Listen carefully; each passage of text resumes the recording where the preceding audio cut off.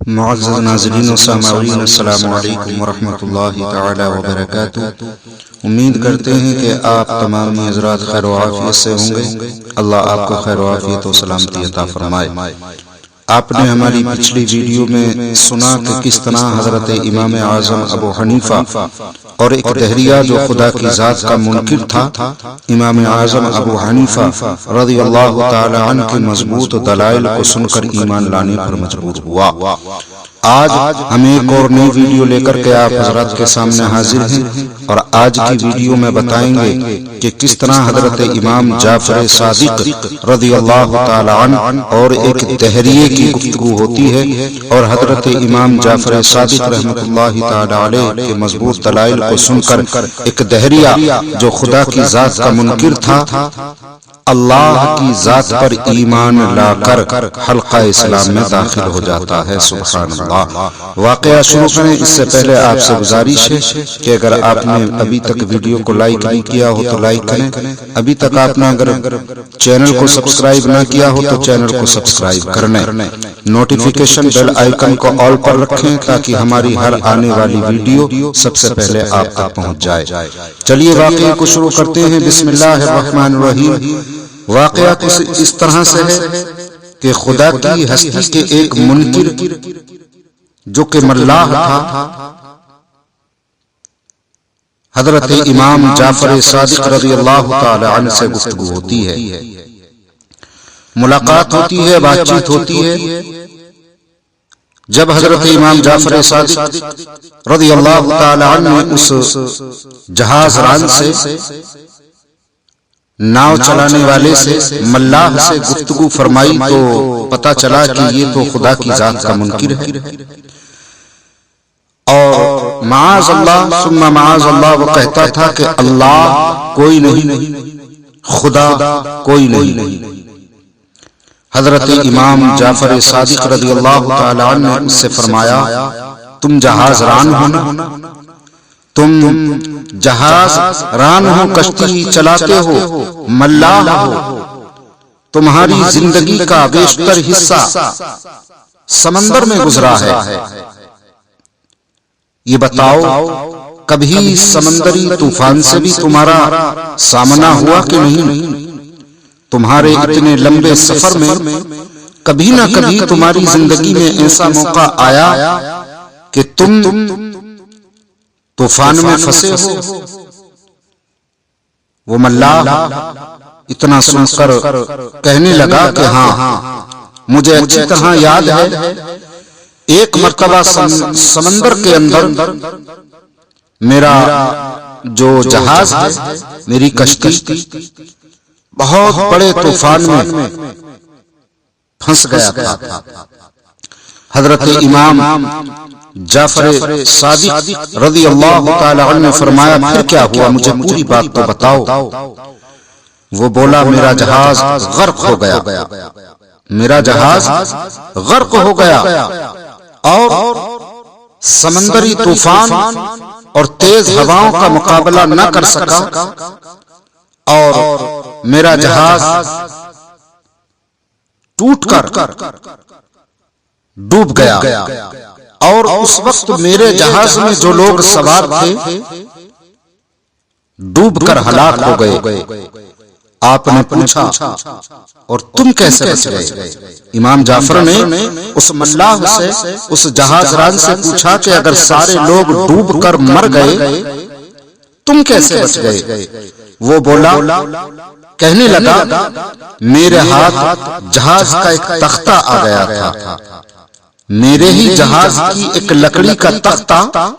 میرے ہاتھ آ گیا تھا، میں اس کے سہارے تیرتا ہوا ساحل کے کچھ قریب پہنچ گیا، مگر ابھی ساحل دور ہی تھا کہ وہ تختہ بھی ہاتھ سے چھوٹ گیا۔ پھر میں نے خود ہی کوشش شروع کر دی، اور ہاتھ پیر مار کر کسی نہ کسی طرح کنارے آ لگا۔ حضرت امام جعفر صادق رضی اللہ تعالی عنہ فرمانے لگے، لو اب سنو، جب تم اپنے جہاز پر سوار تھے، جب تم اپنے جہاز پر سوار ہوئے اور سمندر میں سفر شروع کیا تو تمہیں اپنے جہاز پر بھروسہ تھا، تھا کہ نہیں؟ وہ کہنے لگا بالکل، مجھے اپنے جہاز پر، اپنے جہاز کی طاقت و قوت پر بھروسہ تھا، اعتماد تھا کہ یہ جہاز پار لگا دے گا۔ امام جعفر صادق رضی اللہ تعالی عنہ نے فرمایا کہ جب تمہارا جہاز ڈوب گیا تو پھر تمہارا اعتماد اور بھروسہ اس تختے پر رہا جو تمہارے ہی جہاز کا ایک لکڑی کا تختہ تمہارے ہاتھ آیا تھا، اتفاقاً تمہارے ہاتھ لگ گیا تھا، اس پر تمہارا اعتماد ہوا، اس پر تمہارا بھروسہ ہوا کہ یہ لکڑی کا تختہ تمہیں پار لگا دے گا، لیکن وہ بھی باقی نہ رہا۔ جب بھی وہ لکڑی کا تختہ تمہارے ہاتھ سے چھوٹ گیا تو اب سوچ کر بتاؤ اور ایمانداری کے ساتھ سچ سچ بتاؤ کہ ایسے مشکل وقت میں اور ایسی کٹھن گھڑی میں اور ایسے بے سہارا وقت میں اور ایسی بے چارگی کے عالم میں کیا تمہیں یہ امید تھی کہ اب بھی تمہیں کوئی بچانے آئے گا، یا اب بھی تمہاری جان بچ جائے گی، تمہاری زندگی محفوظ رہے گی اور تم بچ سکتے ہو؟ اگر ہاں تو بتاؤ تمہیں کس چیز پر امید تھی؟ کیا تمہیں تمہارے باپ سے امید تھی کہ اس مشکل وقت میں تمہارا باپ تمہاری مدد کے لیے آئے گا؟ تمہارے بھائی پر امید تھی کہ تمہارا بھائی تمہیں وہاں سے آ کر نکال کر لے جائے گا؟ تمہارے ہمسائیوں پر امید تھی کہ تمہارے ہمسائی آئیں گے اور تمہیں بچا کر لے جائیں گے؟ تمہارے یار دوستوں پر تمہیں امید تھی کہ میرے یار دوست آئیں گے اور مجھے بچا کر لے جائیں گے؟ بتاؤ کس چیز پر امید تھی؟ وہ کون سی ایسی شے، کون سی ایسی چیز، کون سی ایسی ذات ہے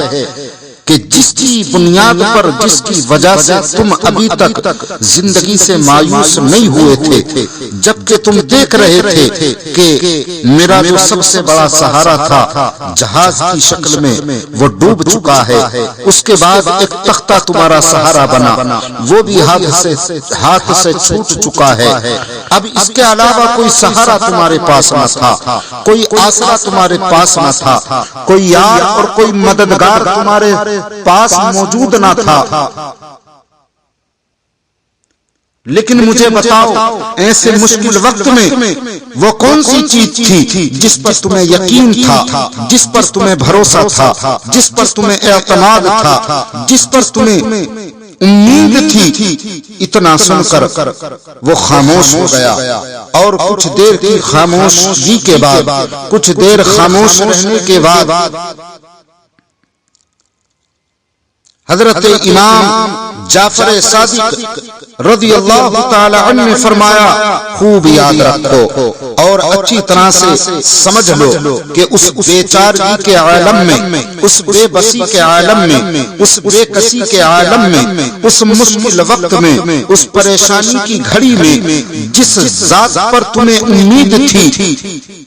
جب باپ تمہارا ساتھ نہ تھا، جب یار تمہارا ساتھ نہ تھا، جب کوئی مددگار نہ تھا، جب کوئی حامی و غمخوار نہ تھا، کوئی ہمسایہ نہ تھا، کوئی پڑوسی نہ تھا، لیکن جس پر تمہیں امید تھی، جس ذات پر تمہاری امید تھی، جس ذات پر تمہیں اعتماد تھا، جس ذات پر تمہیں یقین تھا، وہی ذات خدا کی ہے، وہی ذات اللہ کی ہے، وہی ذات رب کی ہے، اور اسی نے تمہیں بچا لیا تھا۔ اگر اللہ نہ ہوتا تو تمہیں کون بچاتا؟ اگر خدا نہ ہوتا تو تمہاری مدد کون کرتا؟ اگر رب نہ ہوتا تو تمہیں اس طوفان سے نکال کر کنارے پر کون لے کر آتا؟ سوچ لو، اگر اللہ تھا، اگر خدا تھا، اگر رب تھا تو اسی نے تمہاری مدد کی اور اسی نے تمہیں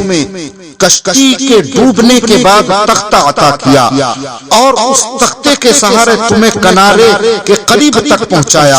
اور جب وہ تختہ بھی تمہارے ہاتھ سے چھوٹ گیا اور گم ہو گیا پانی کی گہرائیوں میں، اس وقت جس نے تمہاری مدد کی وہی خدا ہے، جس نے تمہیں زندگی بخشی وہی خدا ہے، اور وہی خدا کی ذات ہے۔ سبحان اللہ سبحان اللہ۔ جب اس ملاح نے حضرت امام جعفر صادق رضی اللہ تعالی عنہ کے یہ مضبوط دلائل سنے تو ہوش میں آ گیا اور قدم مبارک کو پکڑ کے عرض کرنے لگا، اے امام میری آنکھیں کھل گئیں، میری گمراہی دور ہو گئی، اللہ کے واسطے مجھے کلمہ پڑھا کر حلقہ اسلام میں داخل فرما لیں۔